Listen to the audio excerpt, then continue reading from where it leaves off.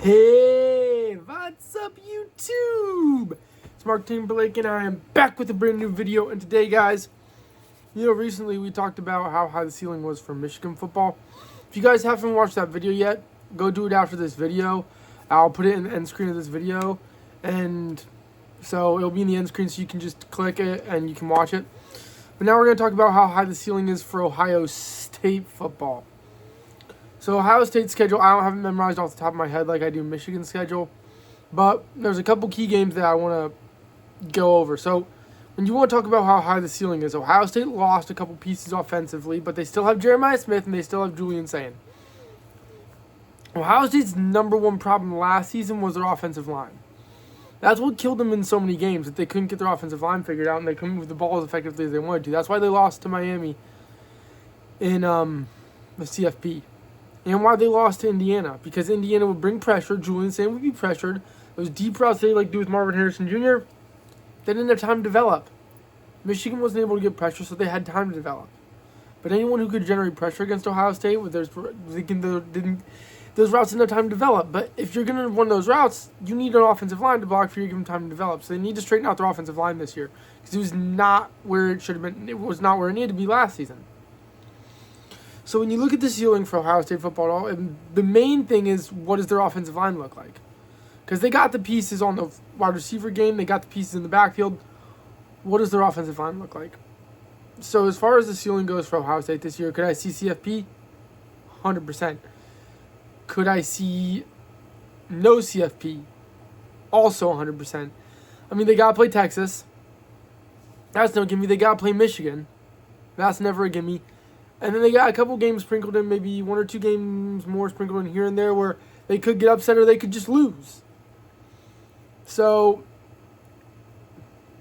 because trust me, Michigan's defense has been working harder on generating pressure, and I think this year they're going to be where they want to be, and they're going to be able to generate pressure. Bryce Underwood's going to be more seasoned, they're going to move the ball. Same thing with Texas. Arch Manning is more seasoned, and nobody wants their revenge like Texas does. Trust me, Texas is still remembering what happened last season.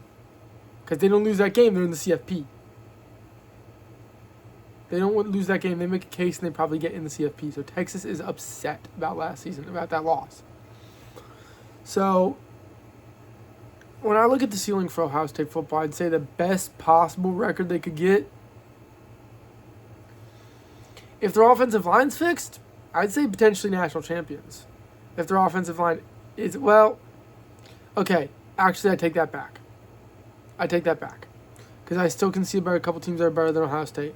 I'd say if their offensive line is fixed, I wouldn't say national champions, but I could say CFP semis, maybe quarters, maybe semis. Worst I'd say they go this year is 9-3. I could see 9-3. So the best I could see is 13-0, CFP berth. Worst I could see, and CFP, I don't know how far they're going that. Worst I could say, though, 9-3, no CFP. So, Ohio State's not a bad team. By no means are they a bad team.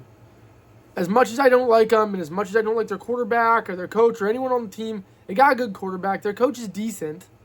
I mean, Ryan Day, his only major losses in conference have really been to Michigan. I mean, he hasn't lost any major in conference games next to Michigan. And he had that one loss to Oregon, that one loss to Indiana, but next to that, he hasn't had any major losses. Like in conference. So, I mean, they got a decent coach at least, if not good coach. They got a good quarterback. They got great pieces in the wide receiver room. Well, okay, at least one good piece in Jeremiah Smith. I can't say anything for the rest of it. They got good players. They got great running backs lined up in the backfield. It's all going to come down to their offensive line. I mean, they got to go play Texas this year. And Texas is a good team. If you play Texas and get a win, that's a well-deserved W. Then Michigan this year, I think Michigan will be a good team as well. I mean, if you beat Michigan this year, I think that's a win that you can hang your hat on. I mean, I think that'll be a pretty solid win. But then again, like I said, you can never be sure about what's going to happen in college football. That's why it's the sport that's why it's the sport known as where miracles will happen. Like on paper, Michigan should have beat Appalachian State all those years ago. They didn't. So I'm predicting this logically based on statistical reason and what I saw last season carrying into this season, but in all reality, last season is no predecessor to this season. Ohio State could go out there. Julian Saint could get hurt. Jeremiah Smith could get hurt. It could go 0-12.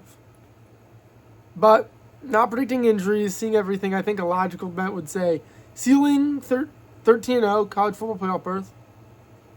And then